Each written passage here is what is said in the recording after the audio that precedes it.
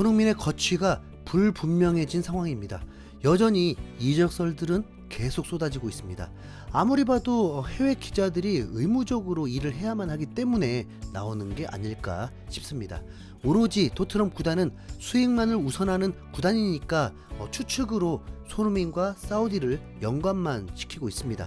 손흥민의 거취가 불분명해진 건 맞기는 합니다. 토트넘 구단을 보면 무엇이든 선택할 수 있을 것 같기 때문에 손흥민을 팔겠다는 수뇌부의 의견도 분명 존재할 거라고 봅니다. 그리고 새로 부임한 프랭크 감독도 확신이 있지 않고서야 이 위험한 구단을 선택할 리가 없겠죠. 물론 브렌트포드에서 보다 훨씬 많은 연봉을 받는다는 것도 무시할 수 없었을 것입니다. 앞으로의 성공 여부를 떠나서 토트넘의 감독이 된 것만으로도 자신의 가치를 업그레이드 시켰고 이제 쉬운 한 살인 만큼 앞으로도 앞날이 창창할 테니까요.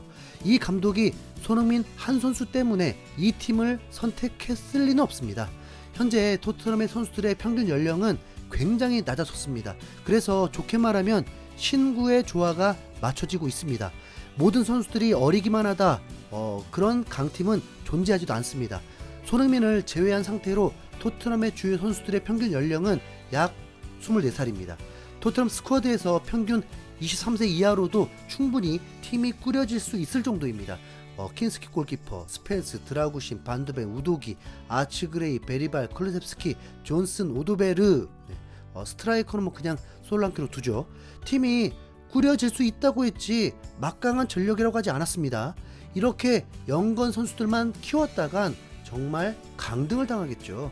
토트넘은 다음 시즌 매우 큰 욕심을 낼 것입니다.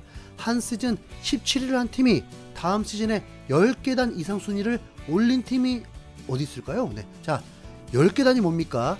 탑6는 챔피언스리그 진출이 불가능하기 때문에 최소 5위를 목표로 해야 합니다. 그러면 12계단을 껑충 뛰어오르는 건데, 자, 살펴봤습니다. 노팅엄이 2년 전에 강등 직전 17위였는데 이번 시즌에 7위를 하면서 10계단 순위 상승을 이뤄냈습니다. 사실 13계단 까지도 가능했었는데 뒷심 부족이었죠. 2018-2019 시즌에 울버햄튼도 예를 들 수 있을 것 같습니다. 승격을 하자마자 7위를 해버리는 파란을 일으켰으니까요. 이재성이 소속된 마인츠도 예를 들 수 있을 것 같습니다. 지난 시즌 강등 팀과 승점이 2점 차이밖에 나지 않을 정도로 위기였는데 마지막 2연승을 하면서 13위까지 올랐는데 올 시즌에 6위를 해버리면서 유로파리그에 진출할 수 있게 되었습니다. 이렇게 스포츠는 기적이 늘 존재합니다. 토트넘이 17위를 했다고 해서 프랭크 감독이 몇 계단만 올라도 성공했다고 볼 수 없죠. 다음 시즌도 최소 목표는 챔피언스리그 진출이어야 합니다. 토트넘이 17위로 추락을 했지만 선수들은 다 이유가 있었다고 하면서 리그 순위는 잊으려고 하고 있고 유로파리그 우승만을 기억하고 있습니다. 하지만 토트넘 과거 감독이었던 레드넵은 쓴소리를 내뱉고 있더라고요. 17위를 기록한 건 납득 불가고 분명 감독에게 문제가 있는 건데 선수들이 마치 연기하듯 감싸고 있다면서요. 자, 근데 토트넘이 17위를 한 게 그렇게 충격적인지는 저는 잘 모르겠습니다.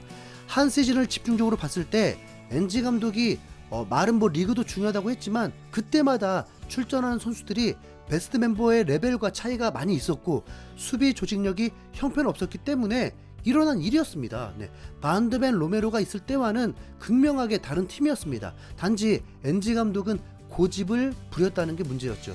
전력이 떨어지고 선수들의 스타일이 달라졌다면 그에 맞게 전술의 변화를 줘야 하는데 힘만 좋은 수비수를 패스 감각 뛰어나고 조율도 되는 랭킹 1위 국가의 주전 센터백과 똑같이 뛰게 하려고 했으니까 말 다 했죠. 이제 나이까지 꽤 있는 저가형 멀티포지션 선수와 매우 젊은 멀티포지션 선수를 유럽 축구에서 가장 빠른 왼발 센터백 선수가 출전할 때와 똑같이 전술을 구사하려고 하니까 이 지경이 된 겁니다. 토트넘 구단은 그래서 유연한 감독을 모셔왔습니다. 이 또한 다 시행착오였습니다. 토트넘은 포체티노 시절부터가 기준인데 공격 전술보다 명장이 중요하다고 해서 포체티노를 경질시키고 수비 전술인 명장 무리뉴 감독을 영입했고 명장보다 상대적 성과를 내는 효율을 구사하는 감독을 데려왔고 아니다. 명장이면서 효율까지 구사하는 감독을 데려왔고 아니다. 그냥 공격 전술이 맞는 것 같다 해서 명장인 척하는 뜬금없는 감독을 데려왔고 그것도 아니다.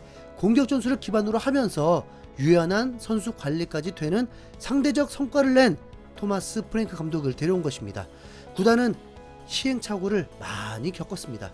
7년의 흐름 동안을 보면 납득은 가는 선택입니다. 이렇게 어수선한 토트넘에 부임한 프랭크 감독이 어떤 확신일까? 그의 구상에 손흥민은 꼭 필요하며 손흥민이 그대로 캡틴으로 남아줘야 하는 게 중요하다고 생각할지를 모르는 상황입니다. 브렌트포드와 다르게 토트넘 구단은 단번에 성과를 내야 하는 구단입니다. 갑자기 더 강력한 리빌딩을 할 수가 없습니다. 유로파리그 우승을 해도 감독을 경질하는 구단이잖아요. 이미 선수들은 동요 상태입니다. 믿고 따랐고 성과도 낸 감독을 잘라버렸으니까요. 손흥민 입장에서는 구단이 질릴 수도 있습니다. 사실 그게 맞죠. 손흥민 스스로 이 구단이 질려서 떠나고 싶어야 할 것 같은데 매스컴을 통해서도 모분적이며 갈등을 유발하고 있지 않습니다. 프랭크 감독이 선수들도 동요될 수 있는 상황에서 유연한 감독이란 분이 갑자기 대변화를 일으키는 모험을 할 리는 없을 거라고 봅니다. 그래서인지 디 애슬레틱의 해리스 기자가 이성목 기자와 대화를 나눴는데 이 해리스 기자는 브렌트포드와 토트넘을 전담하는 기자였습니다. 그래서 매우 상세하게 알고 있고 예측도 신뢰할 수 있는 기자입니다. 이 기자는 손흥민 이적 아예 고민도 하지 않고 무조건 잔류를 전제하고 있었습니다. 손흥민에 대한 직접적인 질문이 있기도 전에 프랭크 감독이 손흥민에게 기대가 클 것이다. 지난 시즌은 너무 지나치게 왼쪽 구석에 위치하는 감독의 전술 때문에 최고의 모습을 볼 수 없었다. 손흥민이 더 중앙으로 들어와서 뛰는 걸 보고 싶고 프랭크 감독이 그걸 요구할 수도 있다. 그러면서 가상으로 감독이 소니 나는 네가 최고의 선수고 내가 신경 써야 할 건 그저 너에게 최고를 끌어내는 거니까 그 외에는 신경 쓰지 마라 라고 하면서 손흥민 포지션의 변화가 기대된다고 했습니다. 이미 프랭크 감독의 전술과 손흥민은 매우 잘 맞는다는 분석이 지배적입니다.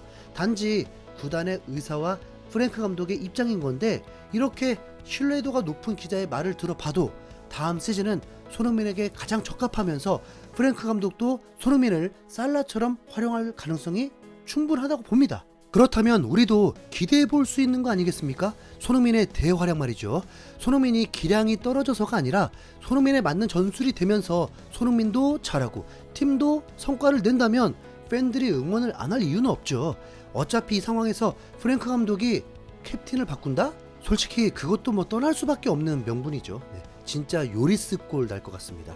손흥민이 주장으로 팀을 이끌 확률은 더 높다고 봐야 할 것 같습니다. 그럼 이제 유연하게 전력을 강화시키면서 성과를 내기 위해선 선수 영입만이 가장 중요하죠. 해리스 기자의 말에 전적으로 동의하는 게 수비형 미드필더에 신경을 써야 합니다. 벤탄쿠르는 수비형 미드필더라고 보긴 어렵고 비수마나 아치그레이로는 부족하다입니다. 모든 포지션이 다 중요하지만 공격 수비가 가능한 미드필더 쪽이 강력해야만 팀이 강하고 성과를 낼 수 있습니다. 하지만 아직 영입설조차 없고 오히려 은베모를 영입하려는 하이제킹 조짐이 보인다고 하죠. 은베모는 맨유와 구두 합의가 됐다는 말이 있는데 은베모가 맨유를 정말 갈까요? 네, 은베모는 주발이 왼발입니다. 은베모는 빠릅니다. 손흥민이 지금까지 토트넘에서 은베모급의 윙어와 함께 뛰어본 적이 없습니다. 전성기 지난 베일과 잠깐 뛰었었죠. 네, 은베모 영입하면 정말 손흥민 날라다닐 거라고 확신합니다. 존슨보다는 몇 배 나을 텐데요. 네, 제발 큰 돈 한번 쓰자. 네, 다른 거 바라지 않고 은베모와 비수마 업그레이드 미드필더 정도 어떻습니까? 이상 흰수염고래였습니다. 감사합니다.